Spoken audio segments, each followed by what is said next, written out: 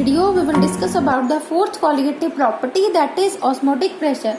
So children, osmotic pressure को समझने से पहले हमें डिफ्यूजन और ऑस्मोसिस टर्म्स को अच्छे से अंडरस्टैंड करना होगा.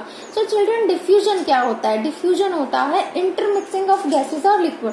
फॉर एग्जाम्पल चिल्ड्रन, अगर किसी रूम में एक कॉर्नर पे परफ्यूम को स्प्रे किया जाए तो उसके पार्टिकल्स की स्मेल जो है वो पूरे रूम में स्प्रेड हो जाती है. इट मीन्स पार्टिकल्स जो थे परफ्यूम के उस कॉर्नर से सारे रूम में मूव किए. राइट. तो यहाँ पर एक और एग्जाम्पल मैंने दिया है कि फॉर एग्जाम्पल ये एक बीकर है, इसमें वाटर है, यहाँ पर मैंने एक ड्रॉप जो है वो इंक की डाल दी. धीरे धीरे आप देखेंगे सारे सोल्यूशन का कलर कैसा हो जाएगा. अगर वो पिंक था तो सारा सोल्यूशन कैसा हो जाएगा? पिंक. इट मीन्स यहाँ से जो पार्टिकल है वो बाकी स्पेसिस की तरफ, सॉल्वेंट की तरफ मूव किया. तो डिफ्यूजन में क्या होता है बच्चे? यहाँ डिफ्यूजन में हर एक पार्टिकल अपनी हाई कॉन्सेंट्रेशन से लो कॉन्सेंट्रेशन की तरफ अपने आप मूव करता है. जैसे मैंने रूम में परफ्यूम का एग्जांपल दिया, तो जहां कॉर्नर में हमने परफ्यूम स्प्रे किया तो परफ्यूम के पार्टिकल्स उस कॉर्नर में हाई कॉन्सेंट्रेशन में थे और जहां पे नहीं था वहां उसकी लो कॉन्सेंट्रेशन थी. सो पार्टिकल्स अपनी हाई से लो कॉन्सेंट्रेशन की तरफ मूवमेंट किया. मोरओवर इस डिफ्यूजन प्रोसेस में दोनों सल्यूट और सॉल्वेंट दोनों ही मूवमेंट करते हैं. कैसे? कि जैसे यहाँ पर ये जो पार्टिकल थे सल्यूट से के, वो सल्यूट से सॉल्वेंट की तरफ मूव किए, बाहर गए. मोरओवर यहाँ पर भी तो कैविटी तो क्रिएट होगी नहीं. यहाँ जो खाली जगह है उसको कौन लेगा? सॉल्वेंट के पार्टिकल्स लेंगे. इट मीन्स दोनों की मूवमेंट हो रहा है. सल्यूट अपनी हाई से लो कॉन्सेंट्रेशन की तरफ जा रहा है, वाटर भी अपनी हाई कॉन्सेंट्रेशन से लो कॉन्सेंट्रेशन की तरफ मूव कर रहा है. सो ये होती है डिफ्यूजन.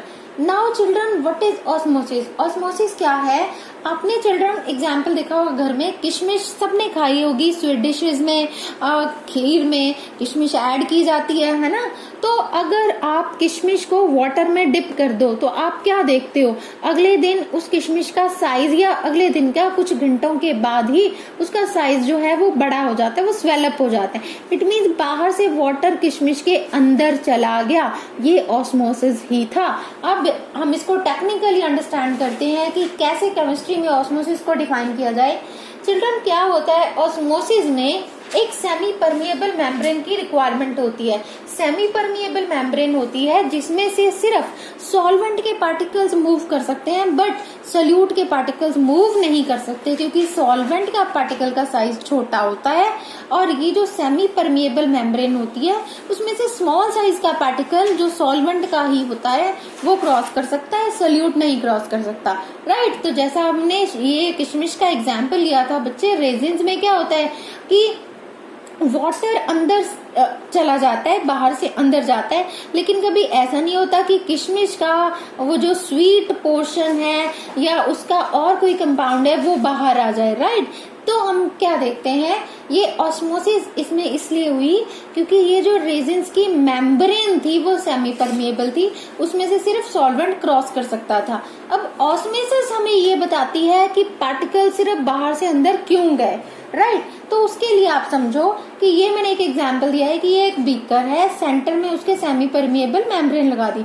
चिल्ड्रन, मैंने अभी बताया आपको सेमी परमिएबल मेम्ब्रेन क्या होती है, जो सिर्फ किसको अलाउ करती है? सॉल्वेंट मॉलिक्यूल को ही अपने में से पास करने को अलाउ करती है. ये बहुत सारे एग्जाम्पल है. नॉर्मली एनिमल मेम्ब्रेन जो होती है वो सेमी परमिएबल मेम्ब्रेन होती है, लेकिन इसके अलावा parchment membrane, artificial semi permeable membrane जो है वो कॉपर फेरोसाइनाइड से बनाई जा सकती है.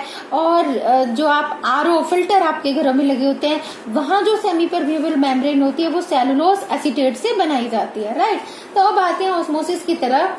स्टूडेंट, अगर ये यहाँ सेंटर में सेमी परमिएबल मेम्ब्रेन लगाई, इस तरफ प्योर वाटर है और इस तरफ है सोल्यूशन, तो हम देखते हैं, हमने सपोज कर लिया कि प्योर वाटर की कॉन्सेंट्रेशन है C1 और ये सोल्यूशन की कॉन्सेंट्रेशन है C2. आप समझ गए कि प्योर वाटर में सल्यूट तो है ही नहीं. राइट. बट सोल्यूशन में कुछ ना कुछ सल्यूट होगा और बाकी क्या होगा? सॉल्वेंट. तो यहाँ पर क्या होता है चिल्ड्रन, अपने आप हमें पता है कि इस साइड से सॉल्यूट तो मूव कर ही नहीं सकता. कौन मूव कर सकता है? सेमी परमिएबल मेम्ब्रेन को क्रॉस कर सकता है सिर्फ सॉल्वेंट. तो क्या होगा, to maintain the uniform concentration both side, कि दोनों तरफ एक जैसी कॉन्सेंट्रेशन हो जाए, उसके लिए प्योर सॉल्वेंट अपनी हाई कॉन्सेंट्रेशन से लो कॉन्सेंट्रेशन में मूव करेगा, राइट। तो student one thing very clear है कि हर पार्टिकल अपनी हाई से लो कॉन्सेंट्रेशन की तरफ ही मूव कर सकता है, बट ऑस्मोसिस में डिफ्यूजन से एक्स्ट्रा क्या है कि इसमें एक सेमी परमिएबल मेम्ब्रेन लगी है, तो इसकी वजह से सिर्फ मूवमेंट किसकी होगी, सॉल्वेंट की, सल्यूट की मूवमेंट नहीं होगी। डिफ्यूजन में हम क्या देख रहे थे, सल्यूट भी मूव कर रहा था, सॉल्वेंट भी मूव कर रहा था।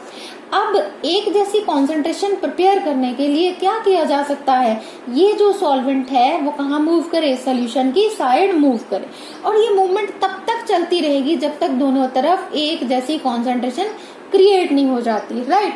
ये प्रोसेस जो है उसको हम कहते हैं ऑस्मोसिस, राइट। तो ऑस्मोसिस क्या है, unidirectional and spontaneous flow of solvent molecules through semi-permeable membrane from pure solvent toward solution or from dilute solution toward concentrated solution। कि अगर ऐसा होता कि इस तरफ सोल्यूशन में थोड़ा सा हमने सोल्यूट डाल रखा होता, दोनों ही सोल्यूशन होते, लेकिन इसकी लेस कॉन्सेंट्रेशन होती, सोल्यूट यहाँ पे कम होता और यहाँ पे ज्यादा होता, तो हम इसको कहते हैं ये डाइल्यूट सॉल्यूशन है और ये कॉन्सेंट्रेट है। तब भी वाटर कहाँ से कहाँ मूव करता है, डाइल्यूट से हाई की तरफ, क्योंकि डाइल्यूट में जो सॉल्वेंट का अमाउंट होता है ज्यादा होता है, कॉन्सेंट्रेटेड में सॉल्वेंट का अमाउंट कम होता है, राइट। स्टूडेंट इसी से अब हम ऑस्मोटिक प्रेशर को समझते हैं, ये टर्म्स है डिफ्यूजन एंड ऑस्मोसिस, इसी से हम रिलेट करेंगे अब ऑस्मोटिक प्रेशर को। सो चिल्ड्रन यहाँ पर मैंने ये क्लोज कंटेनर लिया, वंस अगेन यहाँ पर ये सेंटर में सेमी परमिएबल मेम्ब्रेन को यूज किया है, यहाँ पर सोल्यूशन डाल रखा है और इस तरफ है सॉल्वेंट प्योर सॉल्ट में, और इसको मैंने पी लेवल तक फिल किया हुआ है, राइट। तो जब हम यहाँ पे सेमी परमिएबल मेम्ब्रेन लगाते हैं तो हमें पता है कि ये सॉल्वेंट है वो भी प्योर है और इधर है सोल्यूशन, तो पार्टिकल कहाँ से कहाँ मूव करेंगे, सॉल्वेंट की कॉन्सेंट्रेशन किधर ज्यादा है, प्योर वाली साइड, इधर सॉल्वेंट कम है क्योंकि इधर सोल्यूट भी है, राइट। तो अगर देखो इधर कौन ज्यादा है, इधर सॉल्वेंट अपनी कौन सी कॉन्सेंट्रेशन में है, हाई कॉन्सेंट्रेशन में है, और इस तरफ देखें तो सॉल्वेंट की कॉन्सेंट्रेशन कैसी है, लो है, राइट। मोरओवर अगर हम इसी कंटेनर में हम देखें सोल्यूट, तो सोल्यूट तो इधर उसकी कॉन्सेंट्रेशन ही नहीं है, तो सोल्यूट तो जीरो कॉन्सेंट्रेशन है, तो इधर सोल्यूट की कॉन्सेंट्रेशन है, तो अगर हम कंपैरिजन देखें तो सोल्यूट की कॉन्सेंट्रेशन होगी इधर हाई, ठीक है, सॉल्वेंट के कंपैरिजन में।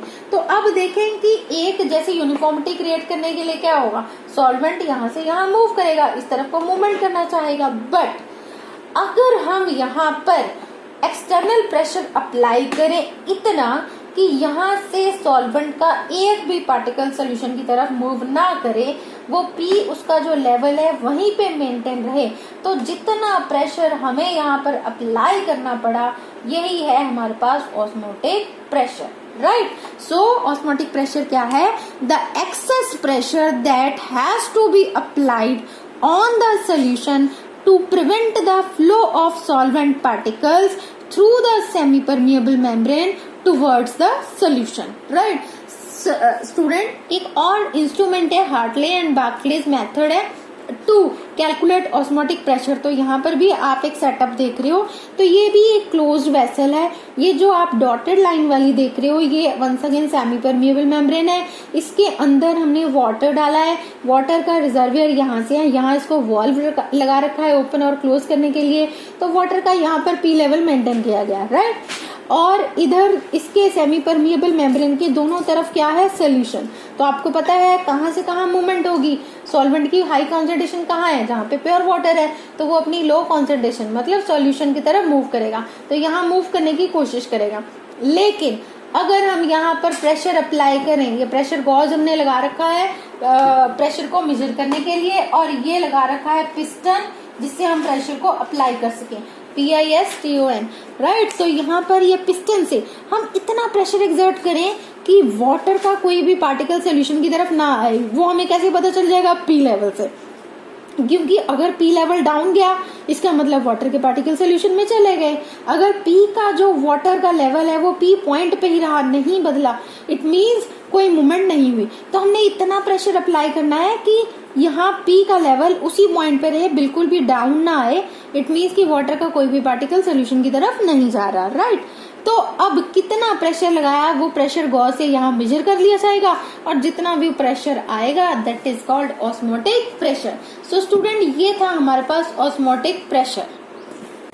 As osmotic pressure is a colligative property, so it depend upon the concentration of solute particles, right? Because colligative properties are those which depend upon the number of particles. तो student ये osmotic pressure है that is directly proportional to temperature and also directly proportional to concentration. C यहाँ पर है concentration, right और जब हम proportionality remove करते हैं we are using the constant R, so formula of osmotic pressure is equal to pi is equal to CRT। Student C यहाँ पर है concentration and concentration is equal to number of moles per unit volume. Number of moles किसके होंगे NB, जिसको हम denote करेंगे number of moles होंगे solute के।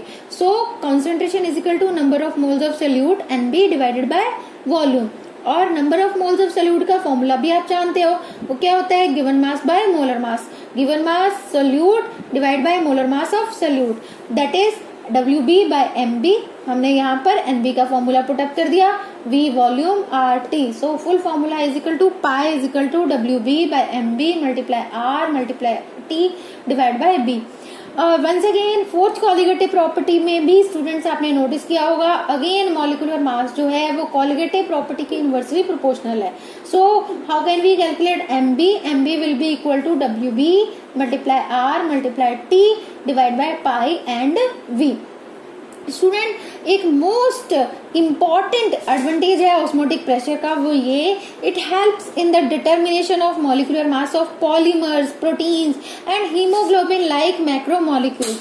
This colligative property is best used to calculate molecular mass of such kind of macromolecule. Student इसका reason ये है क्योंकि यही एक ऐसी कॉलिगेटिव प्रॉपर्टी है यहाँ पर टेम्परेचर का वेरिएशन नहीं होता। फॉर एग्जाम्पल अगर हम एलिवेशन एंड बॉइलिंग पॉइंट की कॉलिगेटिव प्रॉपर्टी को डिस्कस करें तो वहां पे टेम्परेचर को राइज किया जाता है और टेम्परेचर राइज करने से मॉलिक्यूल्स के जो स्ट्रक्चर होते हैं जैसे प्रोटीन्स का स्ट्रक्चर जो है वो डैमेज हो जाता है, जिसको हम कहते हैं डीनेचरेशन, राइट।